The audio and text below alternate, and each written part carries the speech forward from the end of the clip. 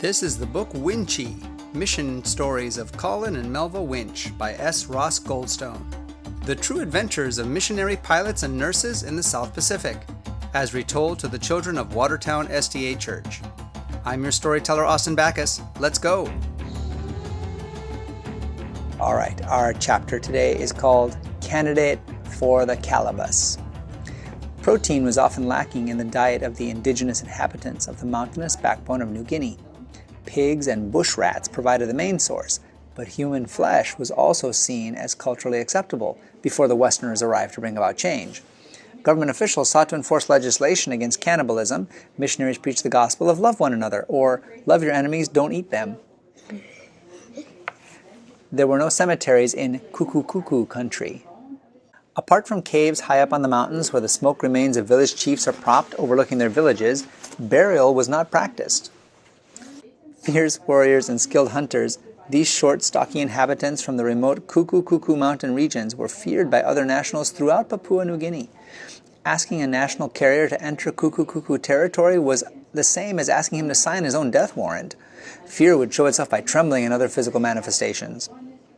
It was believed that to eat the flesh of an enemy, either captured or killed in battle, was to inherit the skill and bravery of the victim.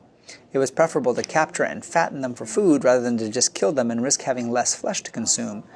Consequently, many victims were simply taken by ambush, had their knees broken so they were unable to run away and escape, then they were fed, fattened, and eaten. In other areas, relatives who died were cooked and eaten. In 1967, while living in Kainantu, Colin engaged in a 16-day patrol into Kuku territory, taking the gospel story to clusters of villages perched on the mountainsides and in the valleys. He took with him his district director pastor and flew to Wananara, where he received permission from the Kiyup, or patrol officer, to tie the mission plane down in the parking bay of the airstrip in his absence, and also notified the Kiyup of his proposed itinerary. He paid carriers and a tanimtok, or translator, in salt. And then they took from the Adventist village these carriers and tanimtok.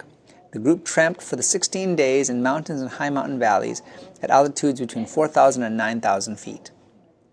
It was on one of these days that the translator informed him that the next village had been a cannibal village in times past.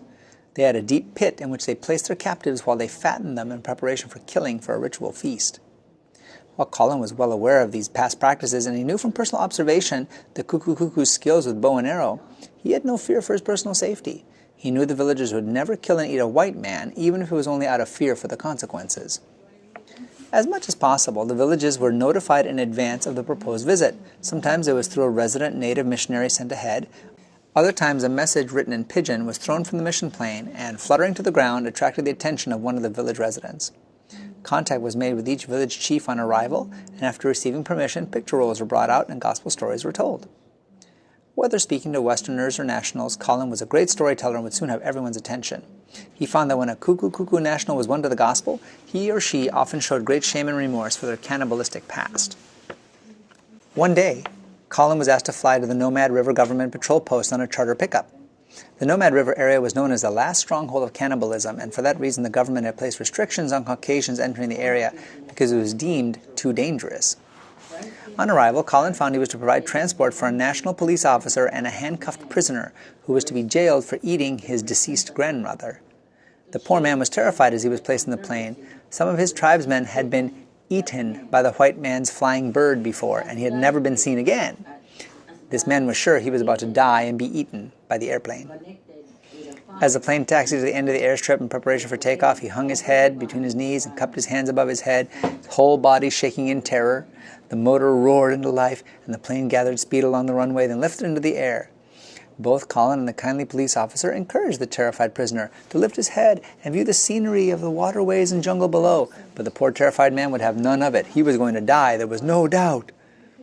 After the 2-hour flight to Daru, the plane landed, and the prisoner was taken to the Calabash, the name for prison, where he would remain until he was considered civilized enough to return to his own village. The next chapter is called Establishing New Airstrips. Kombat is a small village about 2,000 feet above sea level in the Prince Alexander Mountains.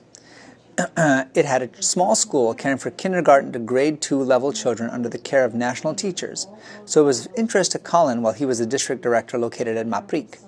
On a number of occasions, he hiked into the school while on patrol. As the Cessna 180 named Andrew Stewart had arrived in Papua New Guinea and was shared between Len Barnard and himself, Colin was ever on the lookout for suitable sites on which to form an airstrip. He noted the school playground and with his eyes followed an extension of the ridge, thinking all the time it could be made into a short but serviceable airstrip. He revealed his thoughts to the headmaster of the school, and together they walked up the steep ridge to further check out the possibilities.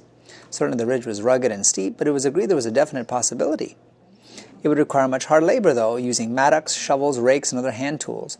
Rocks, excess soil, and unwanted debris would be carted away in native baskets.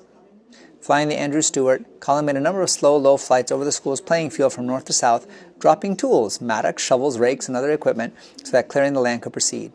He was assisted by Pastor Reggie, a Solomon Island worker who discharged the tools through the open doorway of the plane.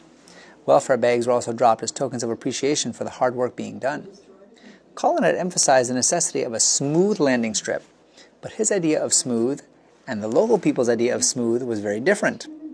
They were familiar with seeing vehicles negotiating the rough mountain roads, and to them a plane was just a car that flies.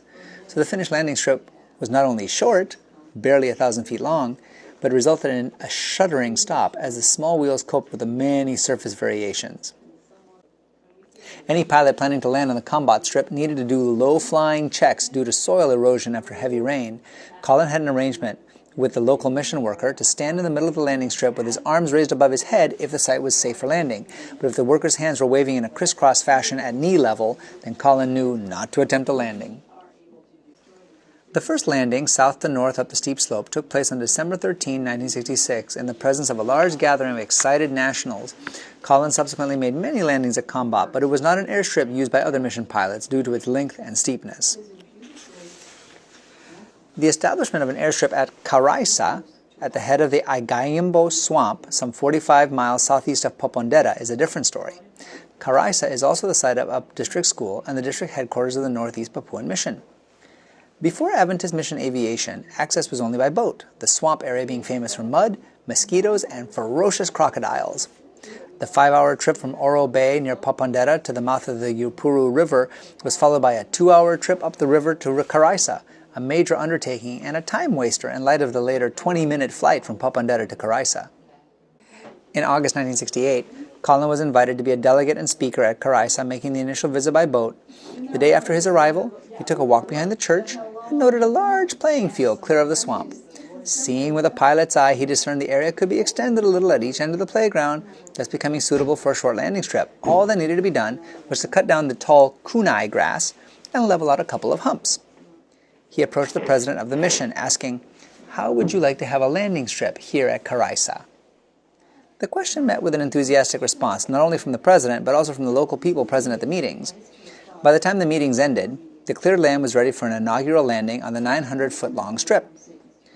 Colin proposed to return to the Oro Bay by mission boat, and then return from Popondetta the next day by plane to make the landing. Before taking his leave, he asked the teacher to make a small fire so that the smoke from the fire would help him indicate the wind direction. On returning in the plane with the president in the passenger seat, Colin noted that instead of a small fire, in their enthusiasm, the locals had lit a very large fire of kunai grass. Huge billows of smoke were obliterating the approach to the landing strip, so Colin had to carry out a number of low-flying passes in order to clear the air sufficiently to make the landing. Without more ado, he set up the approach and successfully landed the Cessna. Immediately, the plane was surrounded by the excited delegates. As Colin and the president alighted, they were picked up and triumphantly paraded on the shoulders of strong nationals with an entourage of joyful followers. Selected dignitaries were taken on a short flight to celebrate the opening of yet another time-saving airstrip for the church. God was blessing his work, which went forward in leaps and bounds significantly due to the aviation ministry.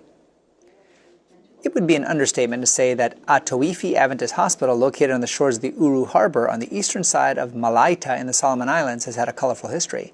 3 Australian missionaries lost their lives there. Brian Dunn and Lance Gersbach were murdered, and Lenz Larwood died as a result of a tractor accident. The hospital grew over time as funds became available. It was established in 1963 as a service to the remote Uru Harbor region, and with the intent of training nurses who would give service throughout Melanesia. Until a landing strip was built, the hospital could only be reached by sea. In his position as Union Youth and Health Director as well as mission pilot, Colin visited Atoifi and in discussion with Lenz Larwood, ascertained the possibility of building an airstrip adjacent to the hospital. Colin was extremely doubtful that the heavily timbered semi-swamp could be turned into an airstrip, but the hard-working put his hand to anything Lenz was certain it could be done, and set out to prove it despite the land having 2 creeks running through it. 2 visiting Sydney Adventist Hospital nurses, Cheryl Borges and Dawn Maberly, had caught a vision for an airstrip at the Atuifi Hospital, and they set about raising funds for the project upon returning to Australia.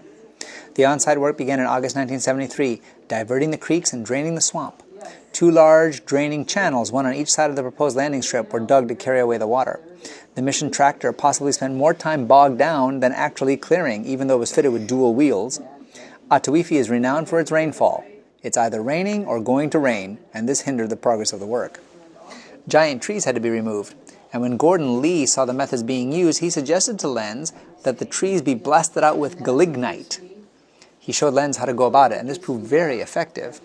But a problem occurred when Lenz rushed back into the area immediately after the smoke cleared, not realizing this would result in severe headaches. Pastor Lee informed him to not enter the area again until 24 hours after the blast. The felled trees were cut up and when suitably round and straight used as rollers to level the surface. There was a danger when towed down the slope for the log to keep rolling even though the towing tractor had stopped. Gravel was carted from a nearby river by tractor and trailer and rolled into the soft earth, giving firmness necessary for planes to land safely. Lenz put his heart and soul into completing the airstrip while still carrying out his other duties at the hospital. He did an incredible job, being so personally involved in more than 6,500 man-hours that the airstrip took to be ready for operation. On December 2, 1975, after delays due to unfavorable weather, Colin and Winch made the first landing. 200 people watched as the Aztec did a low inspection flight before swinging around and touching down. It was a happy, historic occasion. Following a dedicatory prayer, some of the local owners of the land were given a joyride, much to their delight. These new airstrips were typical of the 10 new landing strips in which Colin Winch was directly involved. His burning desire was to facilitate the spread of the gospel.